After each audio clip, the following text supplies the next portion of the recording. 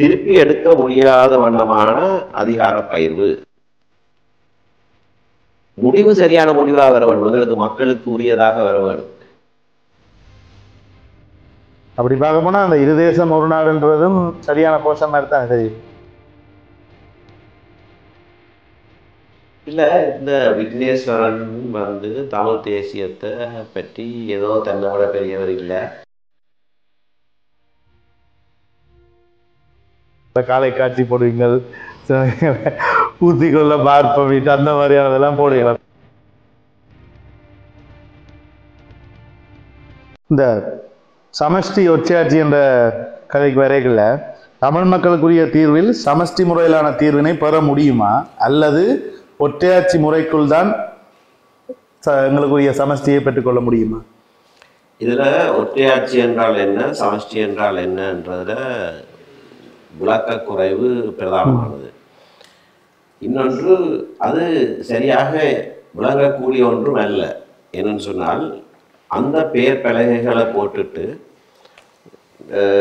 ஒரு லைனை கீறி போட்டு இந்த பக்கத்தில் இருக்கிறதெல்லாம் ஒற்றையாட்சி, அதுக்கு அந்த பக்கம் போனால் சமஷ்டி என்று நினைக்கிறது தவறான ஒரு விஷயம்.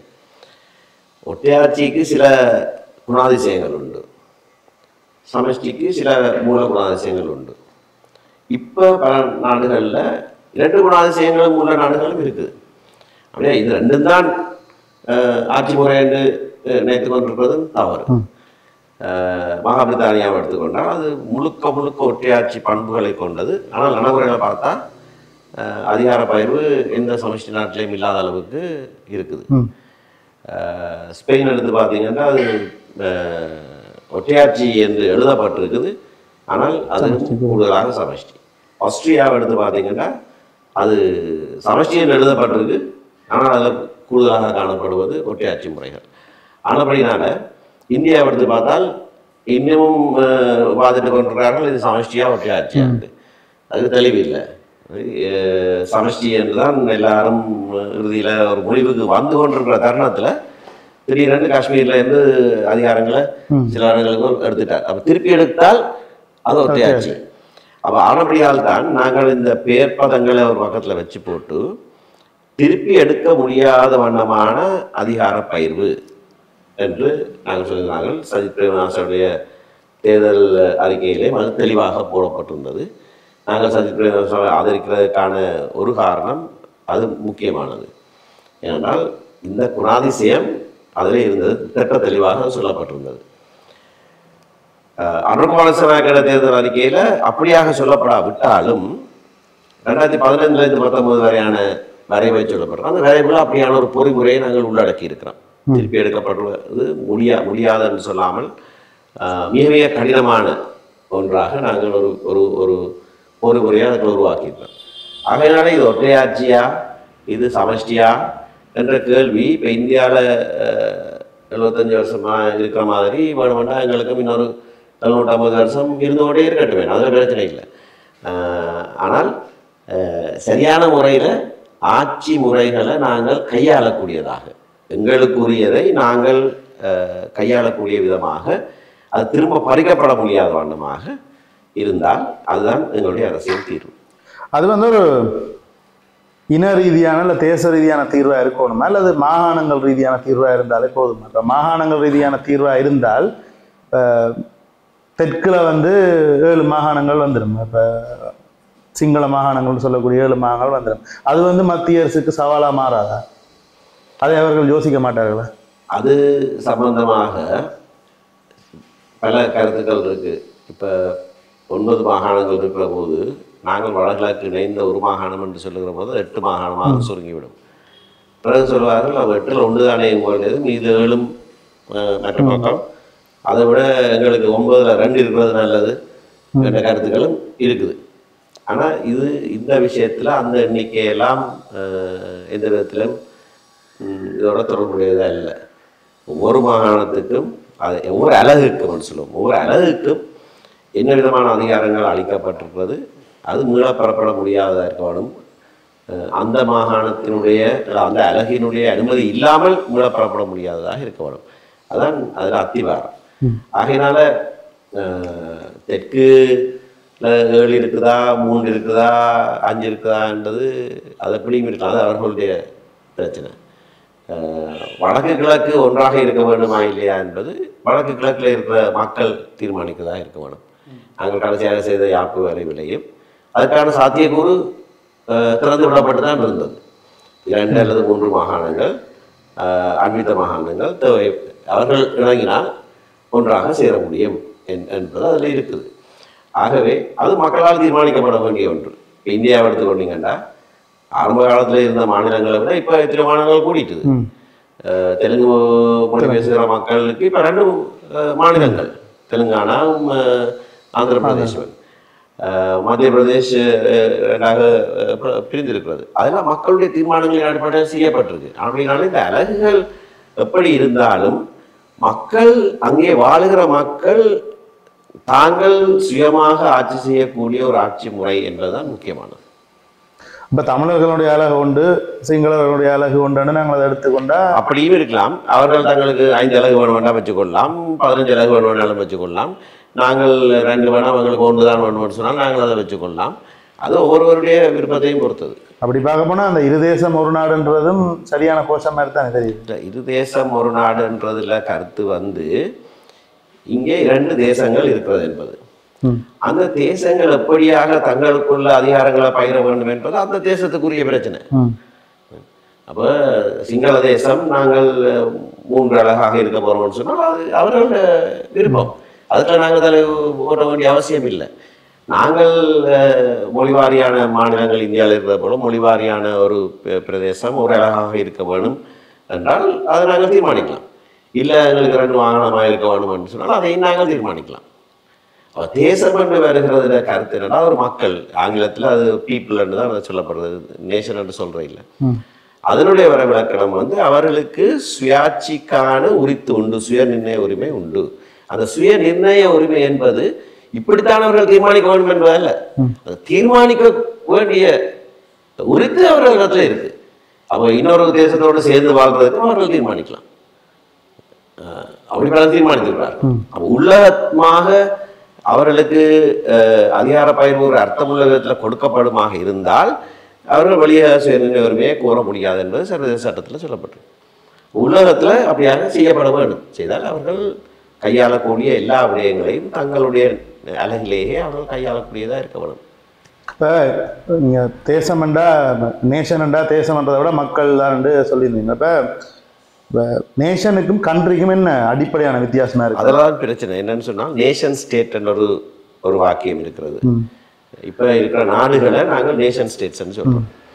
அதில் வந்து சர்வதேச ரீதியாக இது ஒரு நாடு என்று அங்கீகாரம் பெறுகிற போது தான் 194 நாடுகளோ என்னமோ இன்றைக்கு இருக்குது.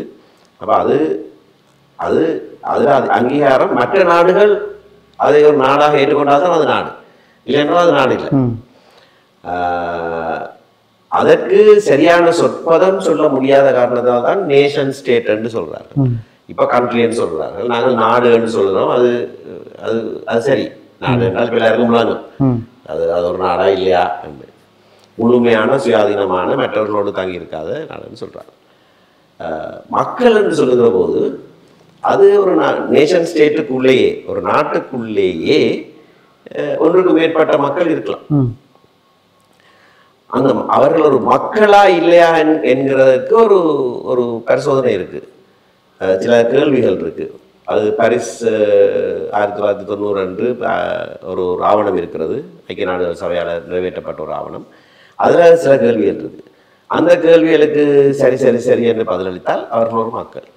அந்த டெஸ்ட்டை எங்களோட இலங்கையில் இருக்கிற தமிழ் மக்களுக்கு நாங்கள் பிரயோகித்தால் அந்த எல்லா டெஸ்ட்டையும் நாங்கள் சரி தான் வரும். ஆகவே நாங்கள் சர்வதேச சட்டத்தின் அடிப்படையில் நாங்கள் ஒரு மக்கள் என்றால் எங்களுக்கு சுயநிர்ணய உரிமை உண்டு. அதை உலகமாக நடைமுறைப்படுத்துவதற்கான அதிகாரம் எங்களுக்கு இருக்குது. அது மறுக்கப்பட்டால் நாங்கள் வெளியே சுயநிர்ணய கோரலாம். நீங்கள் சொல்லிங்களே ஐக்கிய நாடுகள் சபையை சொன்னீங்க. ஐக்கிய நாடுகள் சபை வந்து இங்கிலீஷில் யுனைடெட் நேஷன்ஸ் ஆர்கனைசேஷனாக இருக்கு. அப்போ அது யுனைடெட் கண்ட்ரிஸ் ஆர்கனைசேஷனாக இருந்திருக்கோங்க. அது சரி. ஆனபடியாக தான் அவர்களுக்கு அந்த கண்ட்ரி என்ற சொல்லு வந்து அது ஒரு கொலோக்கியல் டேர்ம் மாதிரி, ஒரு சாதாரண பாஷையில் நேஷன் ஸ்டேட்ஸ் ஆர்கனைசேஷன் இருந்துக்கலாம். இல்லை அதுதான் ஸ்டேட் என்றதும் நேஷன் என்றதும் இந்த இந்த இந்த குளறுபடியாக தான். ஏன்னா பலர் நாங்கள் ஒரு தேசம் என்று சொல்லுகிறது, ஆனால் அவர்கள் ஒரு நாடாக இல்லை. ஆனால் தான் இந்த நேஷன் ஸ்டேட் என்ற ஒரு சொற்பதமே வந்திருக்கு. கண்ட்ரி அல்லது நாடு என்று நாங்கள் சொல்றது அது ஒரு சாதாரண மொழி பிரயோகத்தில் செய்கிறதா அப்படின்னால அது இதில் இல்லை, பாவனையில் டெக்னிக்கல் பாவனையில் அது இல்லை. அதனால் அப்படி வந்திருக்கிறதே தவிர இந்த இந்த சிந்தனைகளும் காலத்துக்கு காலம் மாறுறது. இப்போ நாங்கள் இப்போ உலகம் முழுவதிலையும் ஜனநாயக ரீதியாக மக்கள் ஆட்சி என்றதெல்லாம் ஏற்றுக்கொள்ளப்பட்டதாக இருக்கு. ஆனால் ஒரு 100 வருஷங்களுக்கு அப்படி இருக்கே மொழியாட்சி ஆயுத பலத்தால் கைப்பற்ற இடம் தான் அந்த நாட்டுக்குரிய எல்லைகளாக இருந்தது. இப்போ இன்னொன்று பாருங்க, ஆப்பிரிக்கா பார்த்தீங்கன்னா எல்லைகள் எல்லாம் வேணும் நேர்கோடாக இருக்குது, ஃபுட்ரூலர் வச்சு கீறின மாதிரி இருக்குது. அது ஃபுட்ரூலர் வச்சு தான் கீறிடுறாங்க. ஆங்கிலேயரும் பிரெஞ்சுக்காரரும் ஸ்பானியரும் ஆட்சி அங்கே போட்டு அவர்கள் சுதந்திரம் கொடுத்துட்டு போயிருக்க ஃபுட்ரூலர் வச்சு கீறி போட்டு பிரித்து கொடுத்துட்டு போனோம். ஆனால் அது இயற்கையான எல்லைகள் இல்லை. ஆனால் அதுதான் நேஷன் ஸ்டேட்னு இன்றைக்கு எடுக்கப்பட்டிருக்குது. அப்படியான ஒரு ஊகத்தில் தான் நடந்து கொண்டு இருக்கு. 8ல் பார்த்தீங்கன்னா மேற்குலையும் தெற்குலையும் 2 நேர்கோடு இருக்கு. நேர்கோடாக இருக்க முடியாது, வளமையாக என்ன இருக்கும், மலை சாரல் இருக்கும், இல்லாட்டி ஒரு ஆறு இருக்கும், வளைஞ்சு இருக்கும். இந்த ஆங்கில டிரான்ஸ்லேஷன்கள் மொழிபெயர்ப்புகள் இந்த அரசியலமைப்பிலையும் அல்ல இந்த தேசம் சார்ந்த விஷயங்களையும் சரியானதாக இல்லையா தமிழுக்கு அந்த மொழிபெயர்ப்புகள்? இதுதான் நடுவில் சொல்லிகளை அது வேற பொருளா இருக்குது, அது இங்கிலீஷ்ல நாங்கள் படிக்கல ரெஃபர் பண்ணிக்க அது வேற மாதிரி தெரியுது. அப்ப அந்த பிரச்சனைகள் இருக்குது. அதுக்கு காரணம் உலகத்துல நாங்கள் ஒரு நாடு என்ற அங்கீகாரமே உலகத்தில் இருக்கிற மற்ற நாடுகள் எங்களுக்கு அந்த அங்கீகாரத்தை கொடுத்தபடியா தான் நாங்கள் ஒரு நாடு. அப்ப அங்கே இருக்கிற என்ன கருக்கெல்லாம் நீங்க எல்லாம் வரும். இப்போ பாராளுமன்றம்னு சொல்றேனே, அங்கேருந்து வந்தது. அங்கேருந்து முளைக்கலே அது பிரித்தானியா பாராளுமன்றத்திலேருந்து வந்தது. ஜனாதிபதினு சொல்கிறோம், எங்கேருந்து வந்தது ஜனாதிபதி? அது இங்கேருந்து வேறையிலே அரசன் முறை அது எல்லா இடத்துலையும் ஒரு காலத்தில் அப்படியே இருந்தது.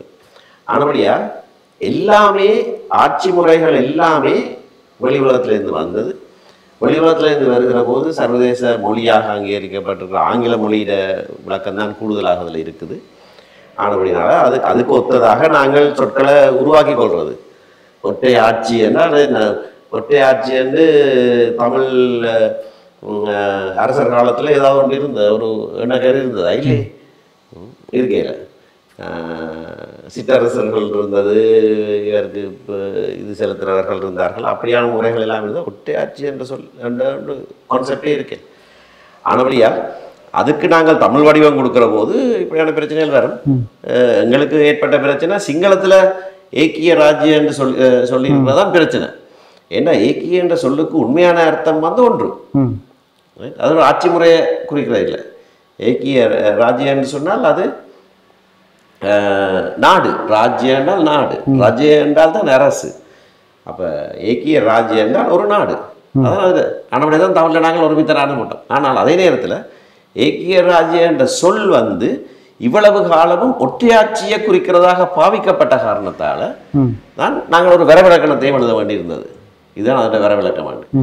ஆனால் அந்த குழப்பத்தை வச்சுக்கொண்டு இது ஒற்றையாட்சி தான் என்ற எங்கட பக்கத்திலையும் ஆங்கால சிங்கள பிரதேசத்தில் ஒருமித்த நாடுன்னு சொல்கிறாங்களா, அப்போ இது ஒற்றையாட்சி இல்லை, இது சமஷ்டி என்று சொல்கிறதும் இந்த இந்த குழப்பங்களுக்கு காலாகிறது. ஆனபடியத்தான் நான் நினைக்கிறேன், இந்த வர்ணிப்பு அல்லது இந்த பெயர்ப்பலைகளை துப்புரவாக விட்டுவிட்டால் நல்லது. என்ன ஸ்ரீலங்காவோ இலங்கையோ என்னோ அவ்வளோதான், அப்படி சொல்லி போட்டு விட்டுட்டால் மீதி உள்ளடக்கத்தில் இருந்தால் போதும்.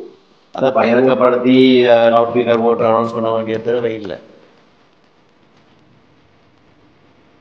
ஏதோ அரசியலாக தீர்வுன்னு சொல்லி என்னை பாராளுமன்றத்துக்கு கொண்டு வந்து விட்டு விட்டார்கள். தீர்வை எட்ட முடியாமல் இருந்தது, நிறைவு செய்ய முடியாமல் இருந்தது என்பது உண்மை. ஆனால் செய்யலாம். அவர் செய்யணும். அவர் அவர் வந்து செய்யலாம். அது சுமந்திரம் தான் செய்யணும் சொல்றார்.